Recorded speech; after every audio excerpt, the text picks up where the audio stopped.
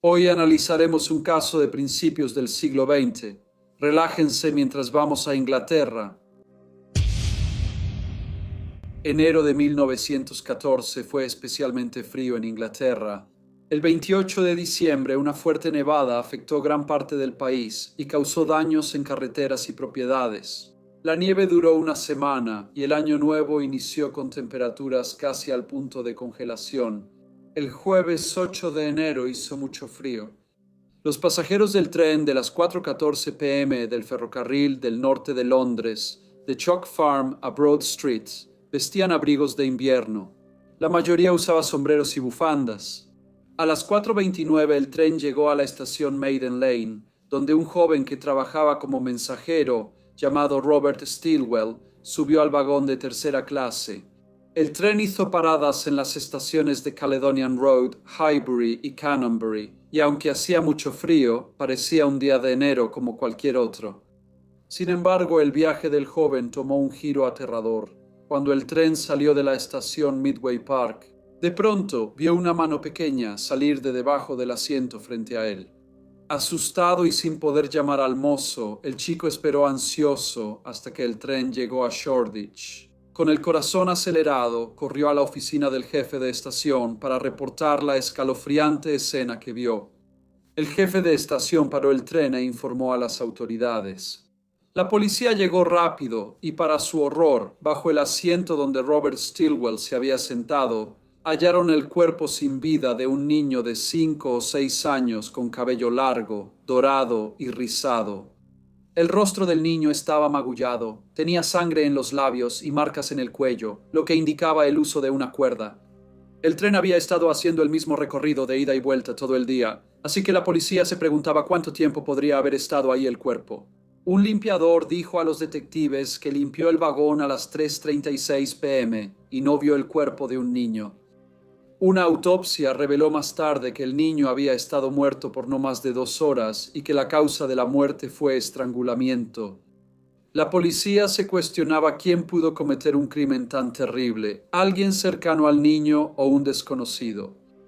También necesitaban averiguar en qué estación de tren abordó el asesino. Al principio pensaban que el asesinato ocurrió antes de subir al tren y que el viaje solo fue para ocultar al niño muerto. Pero ¿quién era este pobre niño que encontraron debajo del asiento de un vagón de tren de tercera clase? El cuerpo fue llevado a la estación de policía de Old Street, donde esa misma noche la señora Agnes Starchfield identificó al niño como su hijo, William Starchfield, de 5 años.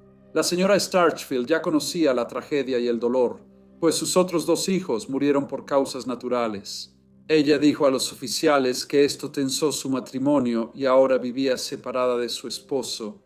Agregó que vivió con William en Hampstead Road y aunque tenía problemas económicos, era una madre dedicada. Al preguntarle dónde vivía su esposo, la señora Starchfield dijo que él residía en una pensión en Hanover Court. En las primeras horas del viernes 9 de enero, el inspector de policía Goff hizo una visita a la pensión. Lo llevaron con el señor Starchfield y le indicó que debía ir con él a la estación de policía de Bow Street. El señor Starchfield aceptó, aunque no sabía por qué la policía quería hablar con él. Los oficiales le pidieron explicar su paradero. Con respecto a la tarde anterior, el señor Starchfield hizo lo solicitado. Dijo que durmió en la pensión hasta las 3 de la tarde y luego fue a su puesto. En la estación de Tottenham Court Road, donde vendía periódicos, dijo que se detuvo en una cafetería de camino. Dijo que otros vendedores de periódicos pueden confirmarlo. Al preguntarle cuándo vio a su hijo por última vez, contestó: hace unas 3 semanas. Los oficiales le agradecieron su declaración y luego informaron al señor John Starchfield que su hijo había sido asesinado. Eran las 12:45 de la tarde y el caballero angustiado salió de la estación de policía.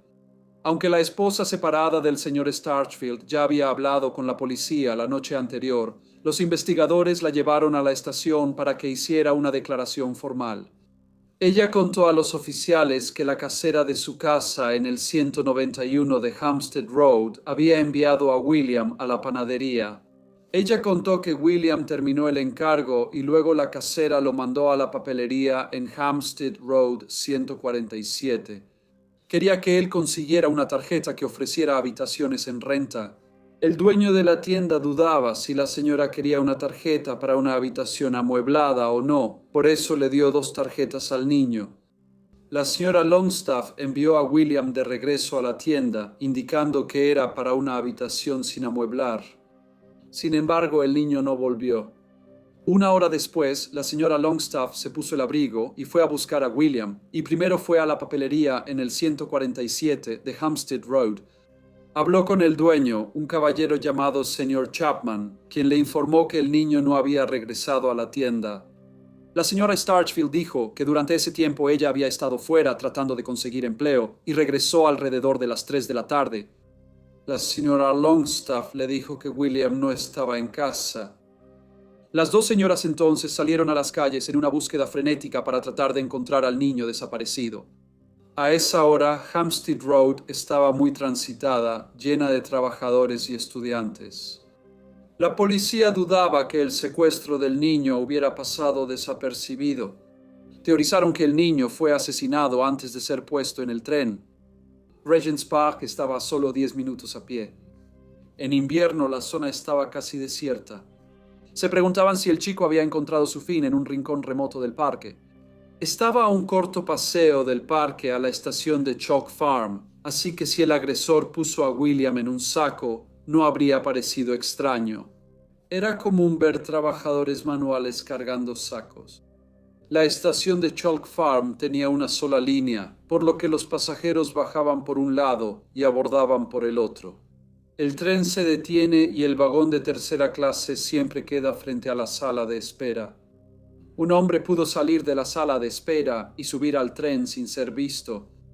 También se observó que el tren se llena más mientras más se acerca al centro de la ciudad, así que en Chalk Farm el tren a menudo solo lleva unos pocos pasajeros.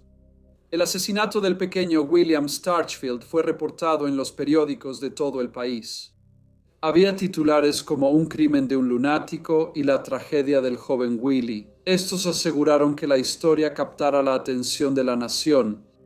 Se supo que John Starchfield, padre del niño asesinado, salió en titulares de periódicos nacionales. En septiembre de 1912 intentó valientemente desarmar a un criminal armenio, Stephen Titus, durante un tiroteo en el Hotel Horseshoe de Londres. En este ataque, Titus mató a la gerente señorita Tower e hirió a la camarera señorita Grace Ray. Luego salió a la calle y disparó su arma salvajemente.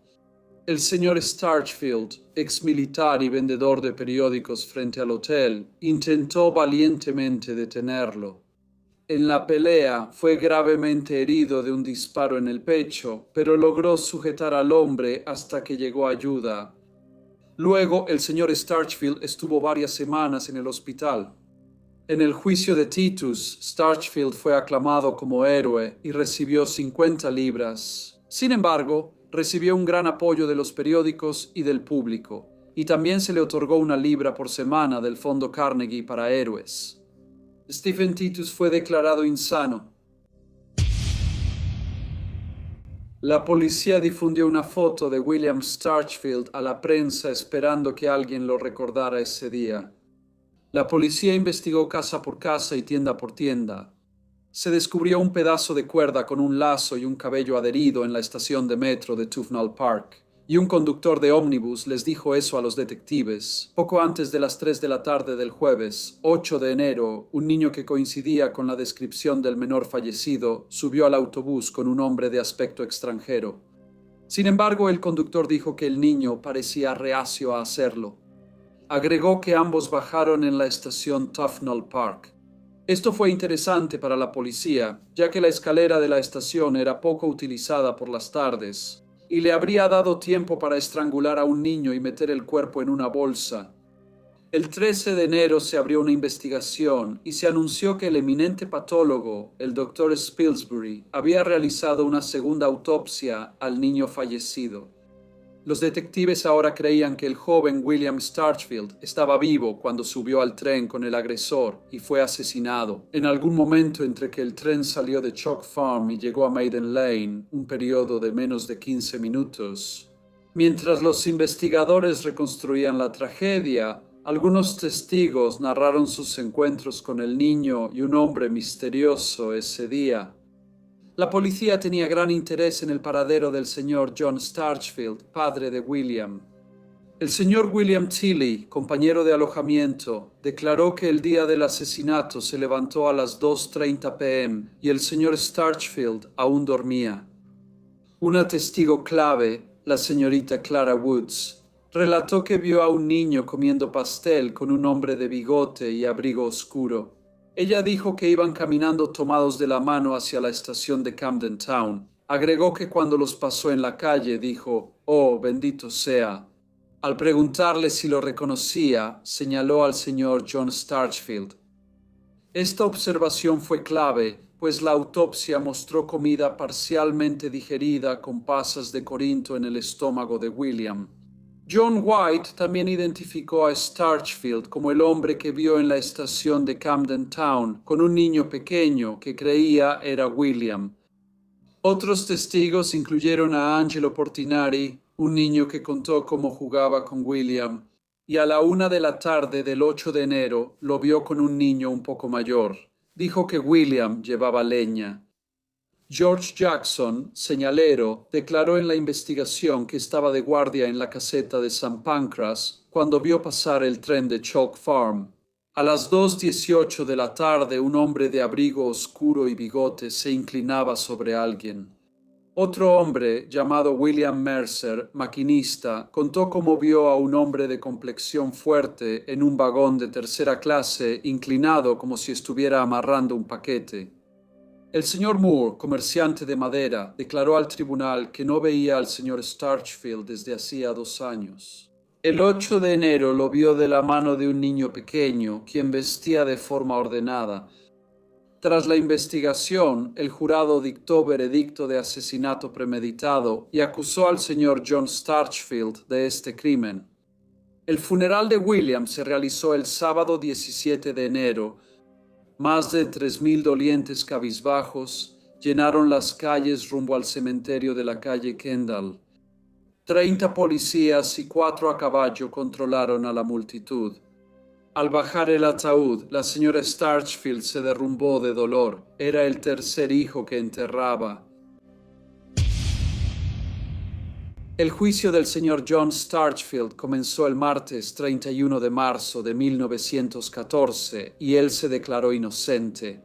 Se presentaron los mismos testigos que habían declarado en la investigación. Su defensa interrogó a cada testigo de la fiscalía, y la credibilidad del señor Moore y la señora Wood fue puesta en duda cuando se reveló que ambos habían visto una fotografía del acusado en un periódico antes de identificarlo.